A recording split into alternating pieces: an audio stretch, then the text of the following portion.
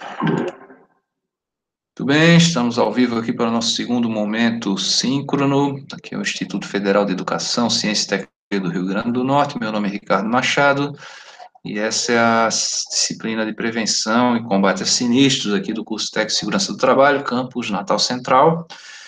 Então, a gente está vendo hoje a questão aqui da prevenção de incêndio, né? A gente acabou de apresentar aqui o triângulo da prevenção e vamos dando sequência aqui. Então tem que ter as três coisas, eu não vou ter equipamento sem projeto e também não consigo treinar as pessoas sem equipamento, tá? Eu posso fazer isso um pouco em paralelo, tá? Não preciso aprovar o meu prédio no bombeiro para poder treinar as pessoas, para poder comprar alguma coisa, né? Então a gente já vai equipando da melhor maneira que puder e treinando as pessoas para o que a gente tem e vou aprovando, regularizando a situação lá no Corpo de Bombeiros, se eu ainda não tiver o meu habite, né? Meu alvará. Está aqui o triângulozinho da prevenção, projeto, equipamento e capacitação.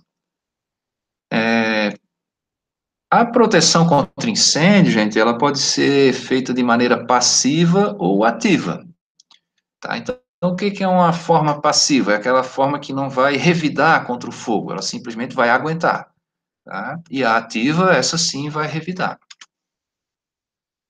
Tá? Então, a proteção passiva tem mais a ver com a questão construtiva mesmo, com a infraestrutura, né? Os materiais, tipo de parede, tipo de piso, os móveis, né? A carga incêndio aí da edificação, portas corta-fogo, né? Os isolamentos aí contra a propagação do fogo, escadas enclausuradas, átrios, né? Para conseguir drenar a fumaça, isolamentos térmicos, como esse aqui, ó. Pintura à prova de calor, com resistência ao calor, isso dá uma resistência maior para as estruturas metálicas, né, contra incêndio. Aqui a porta corta-fogo, aquela barra horizontal se chama barra anti-pânico. Lembrando que as portas principais, né, sempre tem que abrir no sentido de fuga, porque vou estar com pessoas atrás de mim, eu não consigo abrir a porta no contrafluxo, né. E ela tem essa barra horizontal para a porta se abrir, mesmo que eu não saiba onde é que é a maçaneta, né, esbarrei ali, ela se abre. Então, você já deve ter visto isso em portas de cinema, né, de saída, e a gente vai estudar um pouco o dimensionamento, né, dessas larguras, dessas portas, para a gente dimensionar as rotas de fuga. Também aqui a vedação contra fumaça nos shafts, que são esses dutos, né, de passagem de instalações, passagem de instalações elétricas, tubulações, eu isolar para evitar a propagação de fumaça. O tijolo refratário, né, resistente ao calor. Em algumas situações a gente tem que ter paredes corta-fogo e a escada enclausurada também, que é uma escada resistente ao fogo, que tem porta dupla para evitar que ela vire uma chaminé, né? E a proteção ativa, essa sim, ela vai reagir, ela vai contra-atacar o fogo, né? Ela pode ser automática ou manual. Então, dentro da automática, a gente tem os chuveiros de emergência, sprinkler, né? Significa pulverizador ou aspersor. Aqui no Brasil a gente chama de sprinkler também, mas nas normas já está aparecendo como chuveiro de emergência, tá? Também o CO2, a central de CO2 com detector de fumaça, extintores automáticos, aí, extintor de teto, né? O para-raio, a iluminação de emergência, o alarme também com acionamento automático. Alarme também tem acionamento manual, né? Mas ele tem que ter sensores, como por exemplo numa escola, a gente tem que ter em cada sala de aula um detector de fumaça que acione o alarme. A norma pede para tipo de escola, né? Então, nosso projeto aí do IF, a gente já vai ter no centro de cada sala de aula um sensorzinho de fumaça.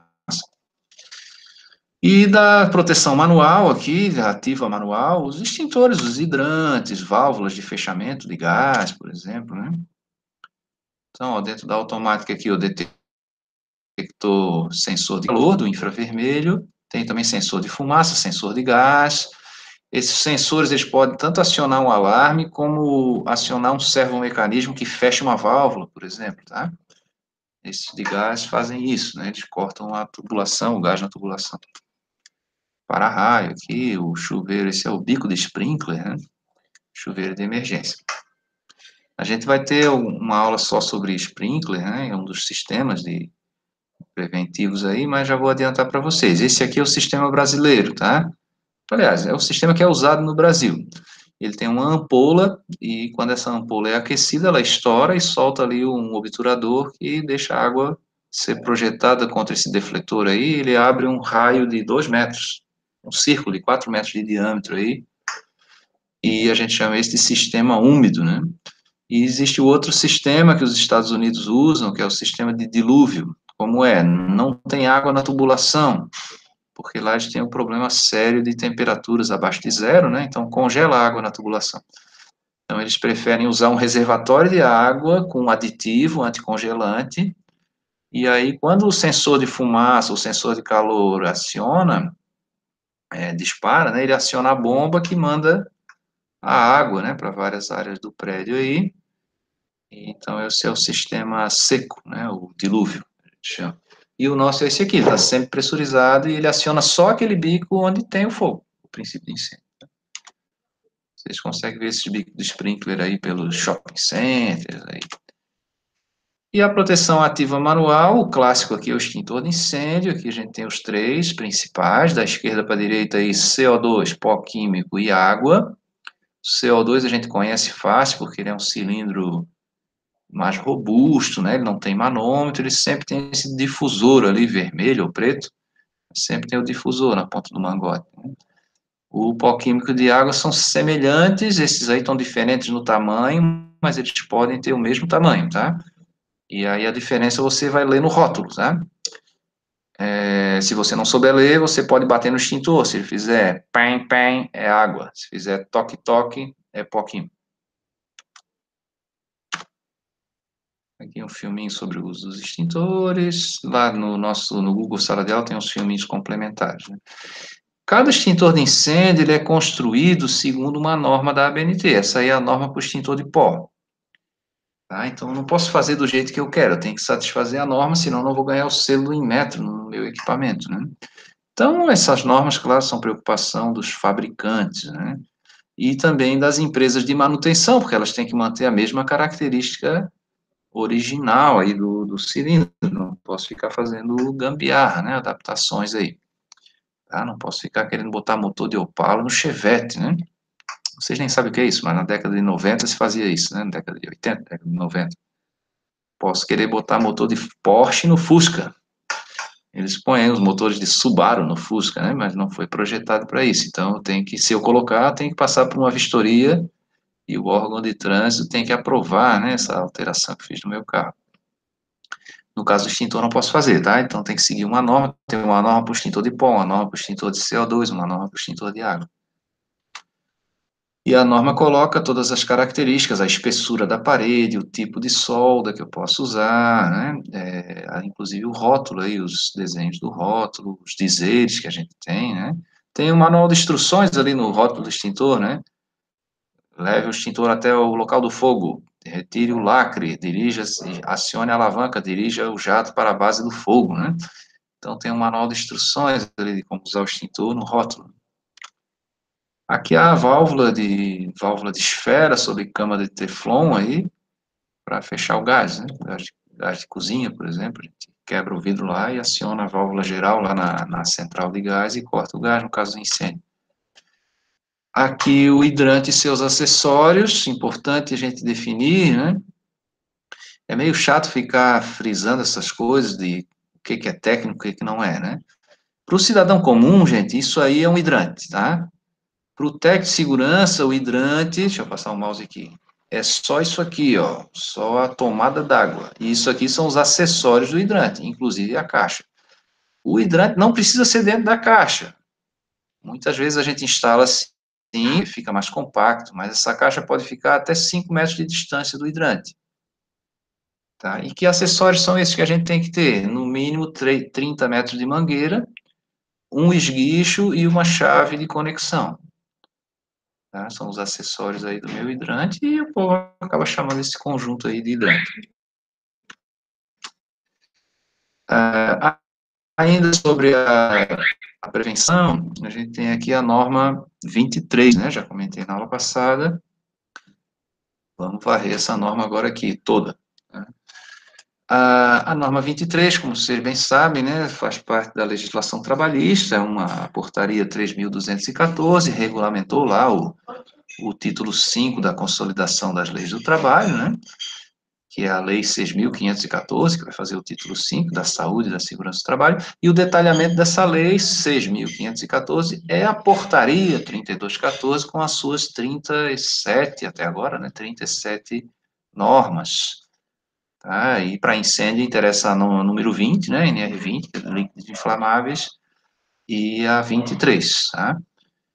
Então, antigamente a 23 tinha critérios de projeto, tinha vários fatores ali, e agora ela foi enxugada, né, foi simplificada aqui para facilitar a fiscalização e também para evitar conflitos de normas, tá? A gente tinha alguns conflitos, principalmente com a norma do Instituto de Resseguros do Brasil, com a norma do Bombeiro e a 23, tá? Então, o item 23.1, né, ele diz que é obrigação do empregador, né, adotar medidas de prevenção de incêndio. Aí, agora aqui sim, em conformidade com a legislação estadual, entenda aí, norma do bombeiro, né, que cada estado tem o seu código de bombeiro, e as normas técnicas aplicáveis. Que normas são essas? As normas da ABNT, do Comitê Brasileiro 24, que são as normas que têm a ver com incêndio, claro. Né? O que é um empregador? O empregador é aquela pessoa jurídica, tá? Que assumindo os riscos da atividade econômica, celebra contratos de trabalho com empregados, tá? Então, veja que é uma pessoa jurídica, né? E onde é que está essa definição, professor? Está na NR1. O que é um empregador? E o que é um empregado? O empregado é aquela pessoa física, CPF, né? Não é mais CNPJ, cadastro de pessoa física. Antigamente, aí se chamava CGC, Cadastro Geral de Contribuintes, né? Agora, desde a década de 80, aí se chama CPF, Cadastro de Pessoa Física, né? Então, o que é um empregado? É aquela pessoa física que celebra um contrato de trabalho com o empregador, vendendo a sua capacidade de trabalho em troca de salário e encargos, né? Que encargos são esses? Os benefícios do contrato de trabalho ali, férias, 13º, todas essas coisas que estão querendo extinguir, né? A licença maternidade, né? Veja que na lei não diz que você está vendendo a sua saúde, você está vendendo a sua capacidade de trabalho por aquelas 8 horas por dia em troca de um benefício, claro, né? Você não vai trabalhar só pela amor à camisa, né? E também não é proibido você amar a sua camisa, como eu amo a minha aqui, da sua instituição. Não é proibido isso, você não é chamado de burro, né? De fraco, porque você não odeia a sua empresa. Você não precisa também odiar o seu ganha-pão, né? E o patrão também não precisa odiar funcionário, né? Porque ele, que é o carinha que está ali contribuindo para que aquele sistema dê certo, né?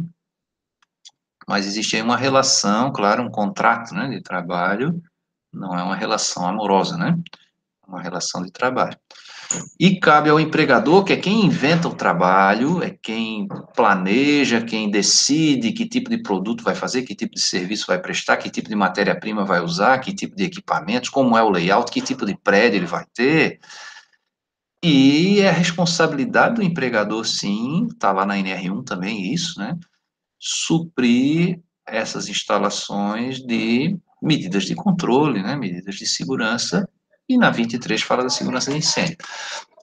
O item 23.1.1 diz que o empregador tem que providenciar informações para os trabalhadores a respeito dessas três coisas. Ó. Utilização de equipamentos de combate a incêndio, procedimentos de evacuação e dispositivo de alarmes. É um pouco polêmico isso, faz uns 3 anos que se começou a discutir mais o ensino remoto aí na segurança do trabalho, então tem uma preocupação com a indústria do diploma, né, aqueles caras que vão só vender certificado, mas, de qualquer forma, o ensino remoto, o ensino à distância, ele é possível, né? Alguns treinamentos não são possíveis, né? Então, você consegue fazer um treinamento de CIPA por videoconferência, né? Ou por ensino remoto, ou ao vivo, ou de maneira assíncrona, né? Desde que ele seja personalizado para os riscos da empresa. mas porque no treinamento de CIPA não exige aula prática, né? Um treinamento de brigada de incêndio já é diferente. Você tem que ter prática de primeiro socorro, você tem que ter prática de combate ao fogo, né? Mas ele pode ser, por exemplo, semipresencial, tem um conteúdo remoto e um conteúdo ao vivo, né, com prática. Existe uma preocupação grande também do empregador não passar esse horário de treinamento para fora do horário de expediente, né? A lei é bem clara, esses treinamentos de segurança têm que ser feitos durante o treinamento, durante o expediente, porque o treinamento de segurança, ele também é trabalho, você também está se preparando para trabalhar, né? E então tem toda essa discussão aí, o medo, né, de que o patrão não vai investir, ou vai investir num certificado, num treinamento de menor custo, e aí a qualidade fica comprometida também. E a gente tem que fazer parte dessa discussão e também propor coisas que deem certo, né? O que a gente quer é que não aconteça o acidente, o incêndio, né? Os locais de trabalho devem dispor de saídas de forma suficiente, né? As rotas de fuga, né? E também elas serem claramente sinalizadas e identificadas. E claro que a gente vai ter que usar isso, critérios de projeto para isso, como essa placa. Quantas placas tem que ter? Qual é a largura desse corredor? Aí a gente vai recorrer às normas técnicas adequadas, aí são as normas da ABNT. Vamos ter aula ainda sobre isso, né? Claro. Nenhuma saída pode ficar fechada à chave ou presa durante a jornada de trabalho, né? E elas podem ser equipadas com dispositivo de travamento desde que permita a abertura fácil, principalmente pelo lado de dentro, né? Eu posso ter uma porta que não tenha maçaneta pelo lado de fora, mas que numa rota de fuga ali eu consiga acionar, por exemplo, uma porta de um cinema, né, de uma igreja. Aqui na reitoria do IF tem um caso simbólico ali, né? A gente tem um auditório, que é um prédio separado do prédio principal, e na porta de emergência tem uma corrente, um cadeado, né? Só que, assim, todo início de evento, a gente vai lá e tira o cadeado e faz o evento e depois sai todo mundo, bota o cadeado de volta. Como esse prédio ele é isolado dos outros prédios, eu posso trancar essa porta de emergência fora do horário de uso de expediente, né? Aqui o item 23.4, né? Agora eu tenho que, claro, no momento do uso do auditório, liberar lá, né? Liberar essa corrente aí, tá? Senão, quando der um incêndio, a pessoa vai ficar agarradinha lá na corrente, né? Depois a gente encontra só o esqueletinho lá do cara agarrado na corrente, tentando fugir, né? Então, rota de fuga é uma coisa muito séria, tem que ser dimensionada, sinalizada, as pessoas têm que ser treinadas para encontrar esse caminho.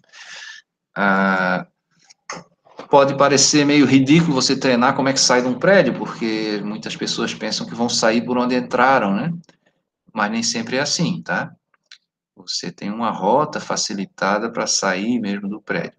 E a gente pode ter a impressão que sai facilmente, tão facilmente quanto entrou, também não é assim, tá? A hora que você tira todo mundo ao mesmo tempo, é a boate que isso, tá? Entra um, entra dois, entra três, agora vai sair 500, não sai ninguém. Quando for fazer a nossa aula, eu vou mostrar um ensaio para vocês, uma garrafa lá, que eu boto umas bolinhas de gude dentro da garrafa, e quando a gente vira a garrafa de cabeça para baixo, as bolinhas não saem, né? Consigo ir botando as bolinhas para dentro da garrafa, mas na hora de sair, sai todo mundo, você não consegue sair. Tá? Então, eu tenho que ter uma largura de corredor projetada, sinalizada. Isso é uma coisa intuitiva também, e além de tudo isso, ter também o treinamento, tá? Nas trevas, procure a luz, eu tenho que ter as saídas iluminadas, sinalizadas, com uma sinalização clara, objetiva, sem criar confusão, e dimensionar isso, né? Muito bem, deixa eu parar esse slide aqui. Então, a NR23 são esses itens aí, não é uma coisa muito grande, não, mas a gente vai ter que se reportar a outras normas para poder projetar esses sistemas de incêndio, tá? Aqui no IFRN, como é que a gente fez? A gente tem o projeto de incêndio dos campos, e esse prédio aí do campus central, ele é mais antigo, né? Então, ele não tinha projeto de incêndio, mas os campos de expansão tinha projeto de incêndio. Mas quando a gente inaugurou esses campos, Antes de fazer a vistoria já do bombeiro, a gente já teve alteração nos campos. Vinha uma verba, construía um ginásio de esporte, construía um auditório, alterava lá esses prédios, né? Então, esses projetos tiveram que ser refeitos, assim. E aí a gente contratou uma empresa, fez uma licitação, contratou uma empresa de projetos, e essa empresa fez esses projetos estão tramitando lá no Corpo de Bombeiros, alguns já foram aprovados, mais ou menos a metade já foi aprovada, a outra metade ficou encalhada lá no bombeiro por conta da pandemia.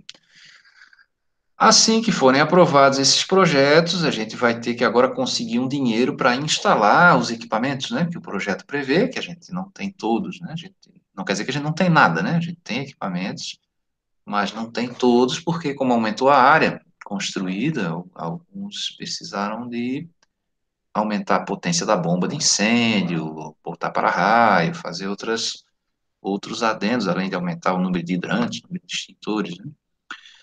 Então, a gente vai ter que fazer uma outra licitação, ou conseguir um dinheiro para isso, né, para instalar esses equipamentos, e aí sim chamar o bombeiro para fazer uma vistoria em cada campus e para aprovar a nossa instalação, né, nossas instalações da vara de ocupação. O IF tem essa vantagem sobre a Universidade Federal, porque a gente tem um CNPJ para cada campus. Então, eu posso aprovar um campus em separado um do outro, né? A universidade tem um problema sério aí, que é um CNPJ só para tudo, para o hospital universitário, para o campus ali da campus central aqui, né? Aqui na Lagoa, como é que chama aqui, essa região ali? Não sei se é Lagoa Nova ali, né? Não sei se é aqui esse campus central da Universidade Federal. Então, eles têm que aprovar tudo ao mesmo tempo, né? Então, um problema maior, né? Deixa eu abrir outro slide aqui, a gente ainda tem 15 minutinhos, deixa eu iniciar um outro slide aqui. Sim, a manutenção de extintores. Vamos adiantar aqui o conteúdo, que rendeu bem aqui hoje. Deixa eu fechar aqui. Deixa eu projetar uma janela. Vamos falar aqui esses 15 minutinhos sobre a manutenção. Importante, gente, ó, primeira coisa, né, é você separar inspeção, conhecer a diferença de inspeção e manutenção, tá? Você já deve ter ouvido falar muito em inspeção de segurança, né? O técnico de segurança faz muito, né? Então, vou para campo, né? Vou em campo, vou na área. Quem é do petróleo faz assim, vou na área, né? E fazer a inspeção, né? Até se dizia antigamente que existe dois tipos de técnico de segurança, o técnico de segurança de campo e o técnico de segurança de escritório, né? Mas não é mais assim, né? Hoje em dia existe o profissional e o desempregado, né? E o profissional é o cara que vai para campo e vem para escritório. Você tem que estar onde a ação acontece, onde o trabalho acontece, e também ter o escritório para você cuidar de documentação, de projetos, de melhoria dessas condições, planejar as coisas, planejar treinamentos e executar treinamentos também, né? A educação é básica para tudo, no ambiente de trabalho também é básica, tá? Sem educação, tudo piora na sua vida, tá? Se você tem educação, você já escova o dente, já não tem dor de dente, já toma banho, já não perde a namorada, já melhora muito a sua vida com educação. Você se acidenta menos, fica menos doente, se alimenta melhor, e no ambiente de trabalho, que é um ambiente artificial, né? Você tem coisas que a sua mãe não lhe ensinou a se proteger, né? Então, a empresa tem que te treinar, tá? Se você tiver a sorte de passar por uma escola profissionalizante, né, você já tem uma capacitação prévia, mas a maioria dos trabalhadores aprende a trabalhar na empresa. Então, também tem que aprender a se proteger na empresa, tá? E essa é a diferença entre inspeção e manutenção. A inspeção é você comparar a realidade com um padrão. Ok? Eu me acordo de manhã aqui, vou me olhar no espelho assim, rapaz, eu tô feio hoje, cara. Mas eu tô feio por quê? Será que eu tô me comparando com qual padrão? Eu queria ser igual o Vitor Fasano, né? Eu queria ser igual o Brad Pitt. Só tem o branco dos olhos do Brad Pitt, né? Então, se eu me comparar com esse padrão subjetivo, eu estou fora de padrão, né? E aí essa inspeção é que vai determinar a necessidade de uma intervenção. Tá, então eu quero ser igual ao Brad Pitt, vou fazer uma harmonização facial, vou pintar o cabelo de amarelo, sei lá, fazer um transplante de corpo para virar o Brad Pitt, né? É a inspeção que vai indicar a necessidade de uma intervenção. Tá? No caso de equipamentos, né, essa intervenção se chama manutenção. A inspeção é você comparar o real com o padrão. Esse nosso real, esse nosso padrão, não é uma coisa subjetiva, por exemplo, um padrão de beleza, uma convenção social, né? Ele é uma convenção, sim, mas é uma norma técnica. Tá? A gente convenciona que o extintor de incêndio tem que ser assim, funcionar assim e ter essa característica, tá? Então, eu vou ter uma norma lá, que é a norma de manutenção de extintores, a gente já vai ver ela mais para frente, começar a ver hoje, mas na próxima aula vamos detalhar ela melhor. E se eu não tiver de acordo com esse padrão, não tem isso de bonitinho, né? Quando a pessoa pergunta assim, seu namorado é bonito, aí você diz assim, ele é tão legal, é porque é feio, tá? No caso aqui, se não atender a norma, é feio, não tem esse negócio de bonitinho, que é um feinho, arrumadinho, tá? Ou é bom ou não é. Então, a gente atende a norma. Se não tiver em norma, vamos sugerir manutenção, né? Recomendar, através de um relatório técnico, que o meu patrão acione lá a manutenção, né? A manutenção interna, o contrato de uma empresa para fazer essa manutenção. Essa inspeção, você já deve ter aprendido aí com o professor Gatão aí, Pedro Câncio, né? Que ela pode ser quantitativa ou qualitativa. Normalmente, primeiro a gente faz uma qualitativa. Até no risco químico, o professor Pedro já ensinou para vocês, ou deve estar ensinando agora, nesse semestre, acho, né? Você faz uma análise qualitativa, vamos ver que substância se usa aqui nesse ambiente, vamos ver a física dessas substâncias, para ver o que é. Pô, é ácido sulfúrico. Então vamos ver qual é o potencial, se é inflamável, se é corrosivo, se é asfixiante, né? Isso é um qualitativo. Agora eu quero saber quanto de ácido sulfúrico tem aqui no ar que eu estou respirando. Então vou ter que quantificar a bomba de amostragem lá, coletar um volume de ar lá, mandar para o laboratório, e vou saber quantos ppm, quantas partes por milhão desse gás, desse vapor, desse particulado tem aqui no meu, o particulado já é miligrama por metro cúbico, né? Que eu tenho aqui no meu ambiente, tá? É a qualitativa que vai ver a necessidade de uma quantitativa. Tá? Por exemplo, me acordei me sentindo gordo, aí eu subo numa balança e vejo que não estou gordo, coisa nenhuma, que sou magrelo ainda, mas tive que dar essa ferida, né? Nem tudo a gente tem que quantificar, tá?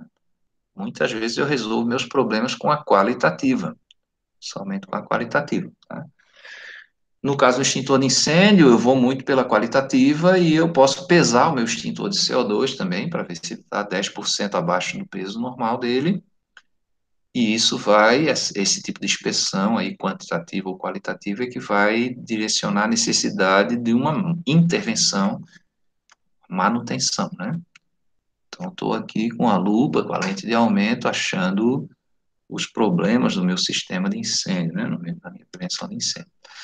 E a manutenção, gente, ela pode ser corretiva, por exemplo, quebrou, conserta. Imagine aí uma bicicleta de vocês aí, você furou o pneu da bicicleta. Eu vou consertar, é uma perda de baixo custo, né? Eu vou consertar esse pneu, não vou ter um outro tipo de manutenção. Se não furar o pneu, eu não vou ter problema. Mas eu posso fazer também uma manutenção preventiva. Vou encher o pneu para não dar aquele murcho, que aí a probabilidade dele furar é menor. Né? Eu vou lubrificar a minha bicicleta para que ela não tenha um desgaste. Eu vou substituir os componentes de acordo com a vida útil que o fabricante me indica, né? Por exemplo, aí no automóvel, vou trocar o óleo a cada 5.000 quilômetros, trocar o filtro do óleo, o filtro do ar, na recomendação do fabricante, né? Então, eu já tenho perdas com custo mais elevado, né? Se eu posso perder o motor do meu carro, posso quebrar minha bicicleta, né? Então, tem que fazer também a manutenção preventiva. Como vocês fazem com a saúde de vocês? Vocês tomam banho, escovam o dente, né? Vocês não esperam dar dor de dente para ir consertar o dente, né? Você escova o dente. Né? Então, estou prevenindo, me alimento bem para não adoecer, né? Não ter problemas aí, vou dormir o período correto. Então, tudo isso é manutenção preventiva, no nosso caso, da manutenção da nossa saúde. Né? E a manutenção preditiva é você antever o futuro. Você tem situações que a falha é tão catastrófica que eu não posso confiar no tempo de vida útil que o fabricante me recomendou. Por exemplo, uma asa de avião. Tá? Tem uma estimativa de quantas mil horas de voo aquilo ali vai aguentar, né? Mas eu ponho sensores de vibração lá, porque se acontecer de a vibração aumentar antes do final da vida útil lá prevista, eu vou sucatear esse avião, ou não deixo mais ele voar, ou conserto esse tipo de vibração aí, ou substituo aquela parte lá antes que ela falhe, porque daí a perda é catastrófica, né? No caso de um extintor, gente, de incêndio, primeiro, o extintor pode ser que ele nunca seja usado, né? Se nunca tiver um incêndio, mas no dia que der um incêndio ele tem que funcionar. Tá? O caso da Boate Kiss lá, o camarada tentou apagar com o extintor de incêndio, mas o extintor não funcionou. Tá? Falhou bem na hora que precisava, né? Então ele tem que estar sempre pronto para o uso. Então eu posso fazer uma inspeção visual para determinar a necessidade dessa manutenção, tá? A gente vai ver aqui os componentes dele. Ó. Eu posso fazer uma inspeção de 3 níveis, tá? Uma comparação do real com o padrão de 3 níveis. O nível 1 é esse que eu faço na própria empresa. O técnico de segurança pode fazer uma inspeção nível 1. Tá? Ele faz o visual lá, vê se tem algo de errado com aquele extintor, se ele está obstruído, se foi roubado, se ele foi usado, se caiu a pressão, né? Não precisa uma oficina especializada para fazer a inspeção de nível 1. E a manutenção de nível 1 também não precisa de uma oficina, é a troca de um rótulo, a troca de um componente não pressurizado, ajuste aí do suporte, né? Pequenos reparos aí que não afetem, né, a parte pressurizada do extintor. E o nível 2, aí sim, eu já preciso de uma oficina, tanto a inspeção de nível 2 quanto a manutenção de nível 2. Por exemplo, eu quero saber se aquele pó químico que está ali dentro do extintor ainda está bom. Então, eu tenho que abrir o extintor, né? Então, não posso abrir, ele está sob pressão, vou ter que despressurizar. Então, preciso de uma oficina, de uma equipe, de uma condição climática, lá, de um ambiente favorável para fazer isso. Aí eu tiro lá uma amostra desse pó, vou verificar em laboratório se esse pó ainda está bom, e isso a gente chama de inspeção nível 2. Concluir que esse pó não está bom, eu tenho que trocar o pó, aí manutenção nível 2. E o que é o nível 3? É o ensaio de pressão. Você vai fazer a inspeção, que é fazer o ensaio para ver se o extintor aguenta, né? E ele aguentando, eu vou providenciar a manutenção, que é fazer a nova pintura, crimpar, marcar em baixo relevo a data desse teste, tem que ser feito a cada 5 anos, ali no extintor de incêndio, tá? Então, nível 1, coisas que eu não preciso desmontar o extintor, nível 2, coisas que eu preciso desmontar, nível 3 é o teste hidrostático. E a inspeção também é a mesma coisa. Inspeção nível 1, não preciso desmontar o extintor, nível 2 eu preciso, nível 3 eu preciso fazer o teste de pressão, que é uma inspeção também, tá? Uma inspeção para ver se eu vou precisar fazer ali uma intervenção. No caso dele falhar nessa inspeção, romper ou dar uma distorção na rosca ali do extintor, aí não tem manutenção, eu vou sucatear esse aparelho, tá? E aí a manutenção é eu trocar ele por um novo, tá? Substituir ele por um novo. Mas o extintor, ele aguenta 20, 25 anos, tá? Você faz a cada 5 anos o teste e vez por outra falha algum ali durante o teste de pressão. E a cada ano, né, a gente tem que fazer a substituição da carga, né? Quem que pode realizar esse serviço? O nível 1 pode ser o técnico de segurança, nível 2 e 3 tem que ser uma empresa credenciada no INMET, Instituto Nacional de Metrologia. Tá? Em alguns estados, a lei, o Código do Bombeiro, pede que essa empresa também seja credenciada no Corpo de Bombeiros. Mas aqui no Rio Grande do Norte não precisa, só basta ter o selo do Inmetro, tá? E esse registro do bombeiro é o seguinte, você vai lá e mostra o seu registro do Inmetro, o bombeiro faz um cadastro lá com o nome da sua empresa, endereço e tal, e esse é o registro do bombeiro. Eles vão pedir o registro do Inmetro, né, a vistoria do Inmetro. Quanto é que é a garantia de serviço? É de 1 ano, tá? Quando você faz a manutenção do extintor, a empresa te dá uma garantia de 1 ano. Se esse extintor vazar antes de 1 ano, se ele for usado, não, mas se ele vazar, se ele apresentar algum problema aí de corrosão, você devolve ele lá para a empresa, ela vai restabelecer ele de graça, tá? Tá na garantia. E quanto é que vale a carga? A carga pode durar até 5 anos, que é a data que eu vou fazer o próximo teste, né? Mas aí, como é que eu vou atestar que aquele conteúdo do extintor ali não está corrompido, né?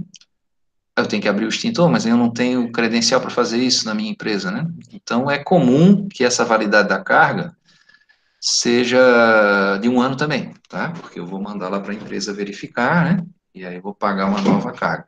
Eu recomendo sempre que a gente mande vazio esse extintor, que a gente use ele no treinamento e mande ele vazio lá para a empresa, tá? Facilita lá os trabalhos da empresa e evita também que aquela manutenção flanelinha, né? O cara passa o paninho lá e só muda o adesivo lá do extintor, muda o anel de vedação lá, e você não tem garantia de que aquele conteúdo do extintor foi trocado, né? Foi renovado.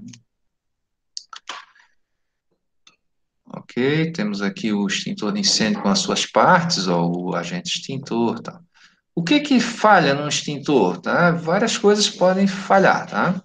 Essa árvore de falhas aqui, mas o que que é mais comum e o que que nesses meus 25 anos aí, nas minhas bodas de prata aí de segurança do trabalho, eu já vi acontecer, tá? E eu posso falar isso porque eu já usei muitos extintores, tá? Já treinei aí bem umas 3.000 pessoas aí para o uso do extintor de incêndio. É muito extintor. Tinha até um cara que era meu desafeto lá, ele disse para mim um dia assim, a vida não é um extintor, você pensa que a vida toda... Não, meu filho, a vida não é um extintor, mas também ele é importante na nossa vida, né? Então, o que que falha? Já aconteceu de soltar esse sifão, e aí só sai o gás propelente. Acontece também, é muito comum, falhar o pino obturador. Vou mostrar para vocês aqui. Deixa eu parar essa apresentação para mostrar mais de perto aqui na câmera para vocês. Ó, eu cortei uma válvula aqui, desmontei a válvula, esse é o sifão. E aqui dentro a gente tem um estrangulador, ó. É um obturador. Quando o dentista vai obturar o dente de vocês, o que que ele faz? Faz um buraco ali para ele limpar a cárie e depois ele fecha, né? Então, o obturador é essa abertura, ó. Aqui em cima, essa parte de cima da válvula, vai baixar esse pino aqui, o pino obturador. E aqui eu cortei a válvula para vocês verem o pino ali. Deixa eu botar mais de pertinho. Ó, tá vendo? Aí você aciona, ele baixa, tem uma mola para retorno ali, e ele permite agora aqui que o agente extintor saia por esse furo aqui onde está conectada a mangueira, né? Essa rosca aqui. Então, acontece também desse pino travar, ou dele quebrar, e aí o extintor não aciona. Tá? São os principais defeitos. Acontece também de estourar o mangote, né, principalmente no extintor de CO2, se for muito antigo, né? E microvazamentos, tá? Muito comum também. Você carrega o extintor, ele vem aqui com um manômetrozinho no verde, né? Aqui. E a empresa faz um teste lá de 48 horas para ver se essa pressão baixa, se bota dentro d'água para ver se borbulha o extintor, deixa ele lá de quarentena, lá 48 horas. Não é 40 dias, né? É uma quarentena de 48 horas. Mas pode ser um microvazamento que vai demorar 3 meses a baixar a pressão do extintor. Então você tem que estar verificando isso mesmo, sem uso, o extintor pode não ter pressão e aí não vai funcionar. Então, na hora dos treinamentos, acaba ocorrendo isso, você aciona lá, o extintor falha, tal. Quando a gente usa, assim, uns 20 extintores, sempre falha pelo menos um. Um de CO2, um de pó químico, um de água ali, acaba falhando. E aí a pessoa diz, pô, aí professor, se fosse um incêndio de verdade, se fosse um incêndio você tinha o outro extintor, né? Mas assim, e também esses extintores estão com a carga vencida, a gente está usando no treinamento, então a probabilidade dele falhar também é maior. Às vezes eu digo que estava no projeto político-pedagógico do curso, já foi de proposta essa falha, para vocês aprenderem que não deve falhar, mas falha, tá? As coisas falham, e é por isso que a gente tem que ter redundância, tem que ter um plano B. Coisas falham, pessoas falham, sistemas falham, tá? Por isso tem que existir um ser iluminado, que é o técnico de segurança do trabalho. Ok? Com esta fala, me despeço. Todo mundo assinou a lista de chamada? Podemos encerrar essa nossa aula de hoje. Vocês têm alguma dúvida? Estão acordados aí? Quem está acordado, abre o áudio aí para dizer um oi aí. Vamos lá, professor. Oi. Tchau. Aí, ó, tá. Miguel está acordado, Carlos, atento. Tem alguma mulher acordada? tem nada, né? Bota pelo menos no chat aí um oi aí, uma simulação aí. Professor, Aí, sinal de vida das mulheres, muito bem. Ó, vou dizer para vocês, homens, não fiquem com ciúme, mas os melhores técnicos de segurança que eu conheço são mulheres, viu? A mulher é um bicho danado, sempre esperta, preditiva, caprichosa. Você que é homem, se associe logo a uma mulher para ter sucesso na vida. Muito bem, vamos lá. Então, tá no ar o joguinho, façam as atividades. Segunda-feira eu já vou postar as atividades da semana que vem. Vamos fazendo para não acumular. E, e qualquer coisa a gente pode ir conversando aí no WhatsApp, se vocês tiverem alguma dúvida, se tiver alguma coisa travada aí no Google Sala de Aula, vocês me avisam, tá? Valeu, obrigado aí, tchau, tchau, bom fim de semana. Tchau, Tchau, professor. professor. Bom Boa final de noite. semana. Boa noite, professor. Bom final de semana. Valeu, obrigado.